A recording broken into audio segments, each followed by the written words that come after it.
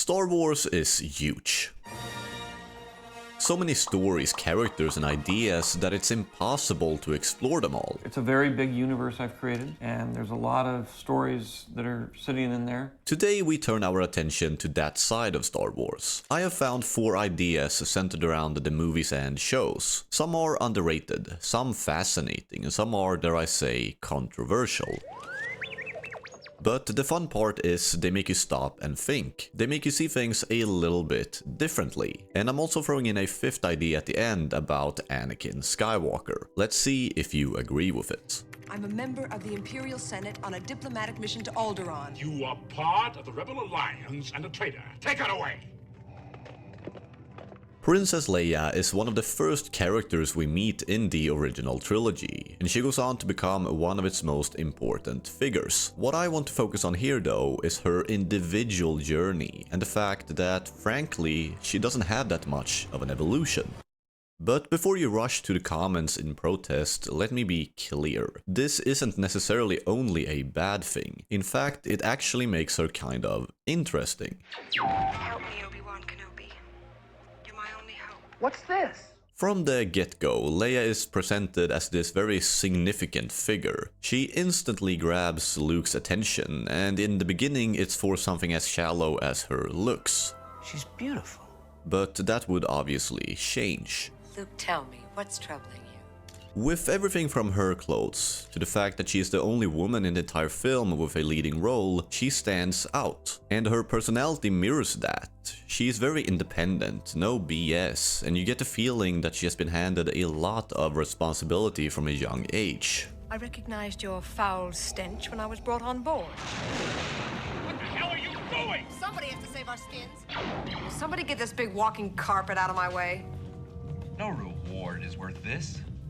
This is obviously why Leia quickly turned into such a fan favorite. She put the Lost Boys in their place, not to send a message, but because she was a natural leader. And in there lies the importance of her story, something you could say that we first witness in this scene right here. I expect to be well paid. I'm in it for the money. You needn't worry about your reward. If money is all that you love, then that's what you'll receive. As a result of Leia's mindset being so different from Luke and especially from Han, her personality deeply affects both of them. Throughout the trilogy, she's the glue that holds this trio together. She offers a completely different perspective compared to the traditional masculine hero that both Luke and Han in one way or another grow into. But here's the thing that keeps resurfacing, no matter how hard I try to ignore it. I struggle to pinpoint where Leia's personal story actually begins and ends. Luke starts as a farm boy, faces immense trials and ultimately becomes a Jedi.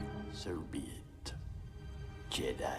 Han begins as a selfish mercenary, a scoundrel, and grows into someone willing to sacrifice everything for his friends.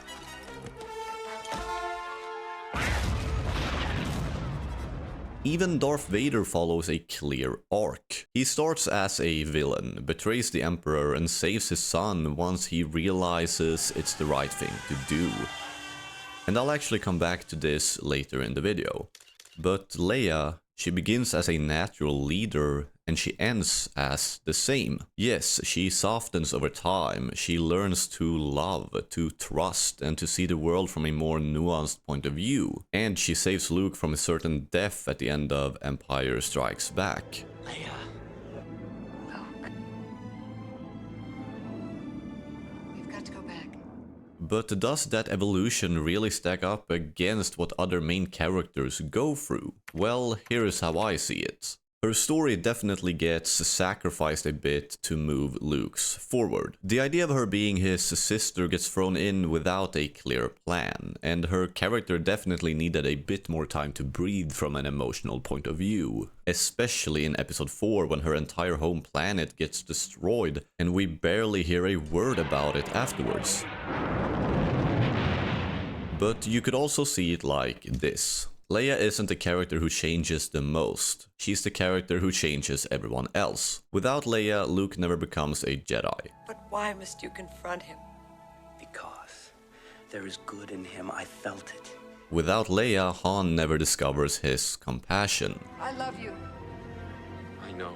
And without Leia, Vader never finds his way back to the good side. Tell your sister you were right.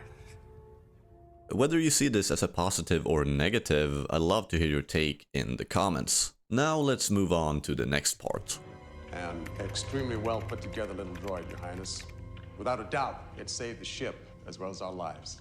The droid R2-D2 is one of those characters you just can't hate. He is hilarious, he almost never does anything wrong, and he captures the light-hearted spirit of Star Wars perfectly. This icon is part of nearly every major moment in the saga, and that detail is going to matter a lot more in a few seconds. What? Honestly, people have been saying this droid is the unsung hero of the saga, and they might be onto something. He saves our heroes on countless occasions. Yet from the character's perspective, and also the likes of casual fans, R2 is barely talked about. Well, R2 has been... no loose wire jokes. Did I say anything? He's trying. I didn't say anything. It's really only Anakin that truly cares about R2, who treats him like a friend rather than just a tool. And I have always found it funny that in the original trilogy, this droid is not even remembered. But I've never seen such devotion in a droid before. He claims to be the property of an Obi-Wan Kenobi. Is he a relative of yours? Do you know who he's talking about? R2! And as fun as it is to joke about these moments, that's not actually what the R2-D2 theory is about. Instead, it comes from something else entirely, and once you hear it, it actually sticks with you. The idea is simple. The entire Star Wars saga is told from R2's point of view. Yes, it might sound confusing, but let me paint the picture. Like I mentioned earlier, R2 is present in most of the stories. He survives everything, he remembers everything. He is the observer, quietly rolling through history, while no one really stops to think about his perspective. It's basically a theory based on R2's many memories, stitched together by this droid who's been drifting through galactic chaos for decades. And the idea ends with R2-D2 somehow making his way to Earth. He's discovered by George Lucas himself, and the droid doing the only thing he can. He tells his story that then turns into the tale of Star Wars. Now, obviously, this is very silly, even for this type of sci-fi, but that's not really the point. Rather, it's a fun perspective that sheds some more light on R2, a character that definitely deserves more attention than he gets. And as we move on into the third part of this video, this side of Star Wars should also be a bigger part of the discussion. I feel like something terrible has happened. The animated side of Star Wars has always had a passionate fan base, but it's rarely taken seriously in the larger conversation about the franchise, and honestly, I think that needs to change. So give me about 3 minutes, and let's see if I can persuade some of you more skeptical people. I'm going to start off by saying this. In recent years, and/or aside obviously, the storytelling in animated shows like The Clone Wars, The Bad Batch, and even parts of Rebels has been more complex, more mature, and in many cases just better written than most of the live-action projects. I'm not sure of my decision to train Ezra, not because of him or his abilities, because of me. Because of who I am. With characters like Kanan Jarrus, Crosshair, Captain Rex, and Asajj Ventress, animation has given us some of the most carefully crafted personalities in all of Star Wars. And just following their individual journeys would be reason enough to dive into these shows. Sure, the argument that animation often lacks consistency in its storytelling is valid. I'm going to switch you off before you cause an intergalactic incident. But I have to tell you, when the animated stories are good, they are freaking amazing and up there with some of the best moments ever.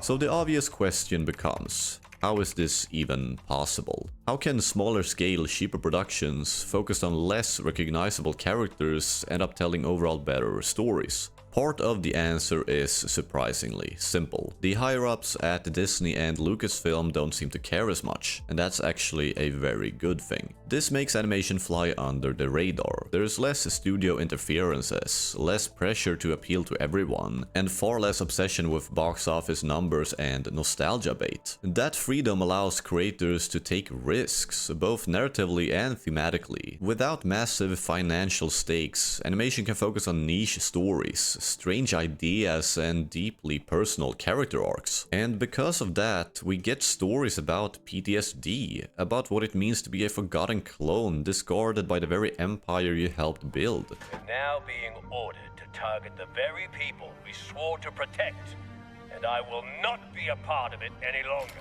We make our own decisions, our own choices, and we have to live with them too. We get deep dives into the nature of the Force that feel philosophical instead of flashy. No, an illusion this is. A falsehood.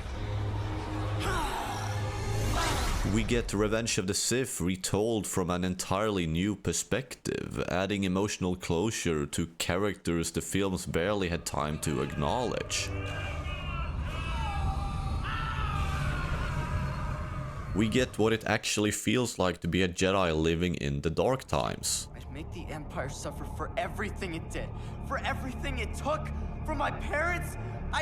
I wouldn't be helpless anymore. And that's just scratching the surface. The result is a Star Wars that feels more intentional, more creatively ambitious, and more visually distinctive. And on top of that, it's the perfect entry point for new, younger fans. But don't get me wrong, I want to make one thing very clear. Animation is not just Star Wars for kids. In many ways, I would argue it's Star Wars at its most honest. The nightmares.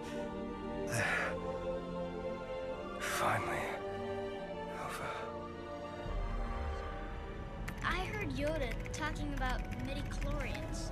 I've been wondering, what are midichlorians? I know the Force isn't exactly an overlooked topic. It's everywhere. But what I want to discuss here isn't that the Force exists. It's instead how it's being talked about. You could say that somewhere along the way, the Force started being treated as a measure of power. Who's stronger? Who would win in a fight? Light side versus dark side, like two ends of a scale that just needs to be balanced. But that was never really the point. To me, it's rather a flow, and that's rarely a perspective I see discussed. Luminous beings are we, not this crude matter. You must feel the Force around you. Like Yoda is saying in this iconic scene, the only purpose of the Force is to move freely. Between you, me, the tree, the rock, everywhere. And when we allow the flow to pass through us and into others, when we don't try to control it, we are in harmony. That's what the light side is. Compassion, selflessness, letting go.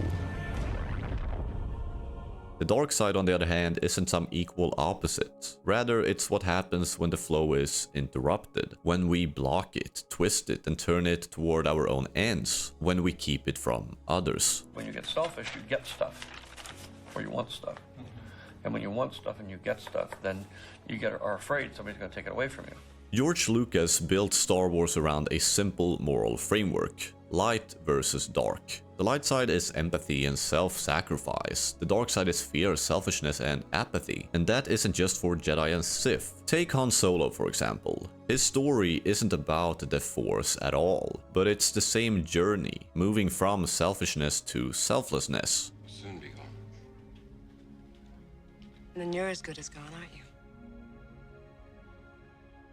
That's also why the idea that the Jedi oppose love falls apart. In the prequel trilogy, George Lucas uses the Jedi Order to show what happens when an institution becomes too dogmatic, prioritizing strict interpretations of text over the lived experience of real people. He is to be trained then? No, he will not be trained. What Luke and other great Jedi like Kanan show you is that they're not against love, they're against attachment, possessive fearful bonds that they can't let go of. The Force in this sense shows us what happens when we cling too tightly, when we try to keep everything for ourselves. And that's the bigger truth Star Wars keeps returning to. The dark side doesn't balance with the light, it corrupts it always. This idea more than anything else leads directly to Anakin Skywalker and my final point. I feel the conflict within you. Let go of your hate. It is too late for me, son. I have always found it a little confusing how Anakin could quote-unquote redeem himself so quickly and become a Force ghost after everything he did. And after a little bit of reflection, here is what I realized. Anakin's story isn't about erasing his sins or pretending the damage he caused doesn't matter. His redemption doesn't undo the past. It doesn't make him innocent. What it does show us is something far more important and realistic. It's never too late to try to be better than the person you've been. And that distinction is key. Luke doesn't redeem Darth Vader, he can't. What Luke does is offer him a choice. He gives Anakin the chance, and maybe for the first time in decades, the motivation to act selflessly again. But ultimately, no one forgives him at that moment. There is no public celebration, no grand reckoning, no balance restored through power. There's only one quiet choice: to save someone else at the cost of his own life. And that's why, in my opinion, making him a Force ghost immediately is a little off. Because redemption in Star Wars isn't about being welcomed back. It's about taking responsibility. It's about letting go of fear, ego, and control and choosing compassion, even when there's absolutely nothing left to gain. In this situation, Anakin gains something back immediately, and my question is if he actually deserved it. I would love to hear all your thoughts about these different topics in the comments, and maybe you have some more ideas about things that should be discussed more in Star Wars or sci-fi in general. If you like my videos on Star Wars, you should click on this one next. Thank you for watching and bye bye.